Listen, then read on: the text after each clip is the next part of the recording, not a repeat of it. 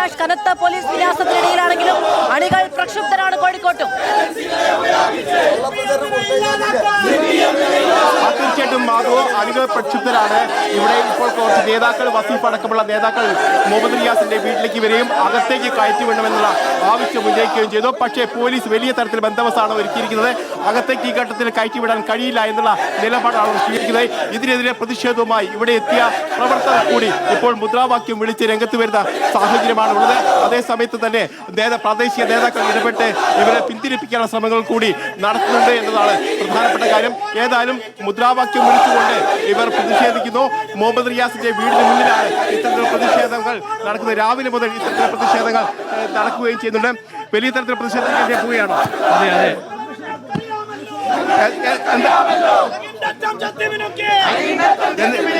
മുഹമ്മദ് റിയാസിന്റെ വീടിന് മുന്നിലേക്കാണ്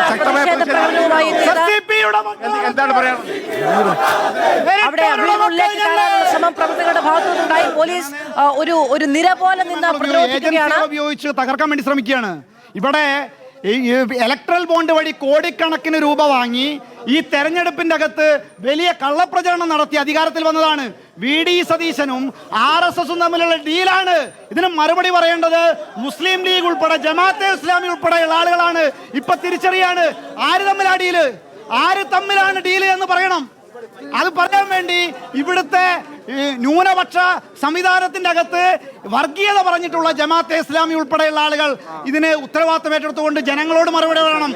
ഞങ്ങൾ ഇതിനെ നേരിടും ജനകീയമായി. ജനങ്ങൾക്ക് വേണ്ടി നിലകൊണ്ടിട്ടുള്ള മന്ത്രിമാരാണ്, ജനങ്ങൾക്ക് വേണ്ടി പ്രവർത്തിച്ചിട്ടുള്ള മന്ത്രിമാരാണ്, ജനനേതാക്കളാണ്. അവരെ കള്ളക്കേസിൽ കൊടുക്കുകയാണ്. എന്താണ് ഇതിന്റെ ആധാരം? എന്താണ് ഇതിന്റെ എവിഡൻസ്? വലിയ വൈകാരികമായി തന്നെയാണ് പ്രവർത്തകർ പ്രതികരിക്കുന്നത്. ഒരു കള്ളക്കേസിൽ കൊടുക്കാനുള്ള നീക്കമാണ് ഇപ്പോൾ EDയുടെ ഭാഗത്ത് നടക്കുന്നതെന്നാണ് മുൻ മന്ത്രി PA മുഹമ്മദ് റിയാസ് അല്പസമയങ്ങൾക്കകം തന്നെ വീട്ടിലേക്ക് എത്തും എന്ന് തന്നെയാണ് നമുക്ക് മനസ്സിലാക്കാൻ കഴിയുന്നത്. അതോടൊപ്പം തന്നെ ഇവർ പ്രിന്റർ അടക്കമുള്ള സംവിധാനങ്ങൾ, മറ്റുള്ള സാങ്കേതിക സംവിധാനങ്ങളൊക്കെ ഇപ്പോൾ വീടിന്റെ അകത്തേക്ക് കൊണ്ടുപോയിട്ടുണ്ട്. കൂടുതൽ പരിശോധനകളാണ് ഇവിടെ നടക്കുന്നതെന്നാണ് ഈ ഘട്ടത്തിൽ നമുക്ക് മനസ്സിലാക്കാൻ കഴിയുന്നത്. ഏതായാലും പരിശോധന ഇപ്പോൾ 6.5 മണിക്കൂറിലേക്ക് കടക്കുന്നു. അതോടൊപ്പം തന്നെ വീടിന്റെ മുൻഭാഗത്ത് വലിയ തരത്തിൽ പോലീസ് ബന്ദോബസ്ത് അടക്കം ഒരുക്കുകയും ചെയ്തിട്ടുണ്ട്. ഇപ്പോൾ DYFIയുടെ നേതാക്കളടക്കം അകത്തേക്ക് കടക്കണമെന്നുള്ള ആവശ്യം ഉന്നയിച്ചുകൊണ്ട് പോലീസുകാരോട് സംസാരിക്കുന്നുണ്ട്. പക്ഷേ അകത്തേക്ക് കടക്കാൻ കഴിയില്ല എന്നുള്ള ഒരു കടുത്ത നിലപാടിൽ തന്നെയാണ് അവർ മുന്നോട്ട് വരികയും ചെയ്തത്. ഏതായാലും നമുക്ക് അവരുടെ ദൃശ്യങ്ങളിൽ നിന്ന് തന്നെ കാണാൻ കഴിയും. അകത്തേക്ക് കടക്കണം, അതോടൊപ്പം തന്നെ ED ഉദ്യോഗസ്ഥരുമായി സംസാരിക്കണം എന്നടക്കമുള്ള ആവശ്യങ്ങളാണ് അവർ ഉന്നയിക്കുകയും ചെയ്തത്. പക്ഷേ പോലീസ് അകത്തേക്ക് കടത്തിവിടാൻ കഴിയില്ല എന്നുള്ളതും പറയുന്നു. അതോടൊപ്പം തന്നെ ഇവിടെ പ്രവർത്തകർ കുത്തിയിരുന്ന് പ്രതിഷേധിക്കാനുള്ള നീക്കം കൂടി നടക്കുകയും ചെയ്യുന്നു. ഏതായാലും കോഴിക്കോട്ടെ കോട്ടുള്ളിയിലെ മുഹമ്മദ് റിയാസിന്റെ വീട്ടിലും വലിയ തരത്തിലുള്ള പ്രതിഷേധങ്ങളിലേക്ക് തന്നെയാണ് കാര്യങ്ങൾ പോകുന്നത്. മാധു,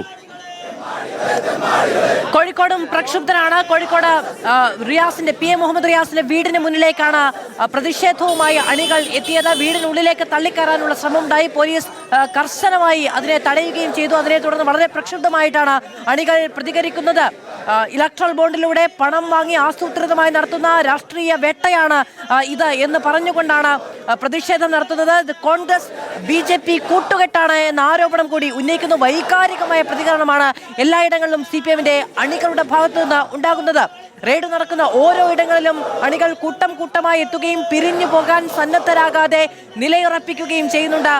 ഇടയ്ക്ക് മഴ വരുന്നുണ്ട്, പക്ഷേ അതൊന്നും കൂട്ടാക്കാതെ, ആ കേന്ദ്രങ്ങളിൽ നിന്നൊന്നും പിരിഞ്ഞു പോകാൻ തയ്യാറാകാതെ ഏറ്റവും വലിയ പ്രതിഷേധം നടക്കുന്നത് മുൻ മുഖ്യമന്ത്രി പിണറായി വിജയന്റെ വസതിക്ക് മുന്നിലാണ്. മണിക്കൂറുകളായി അവിടെ റെയ്ഡ് തുടരുകയാണ്.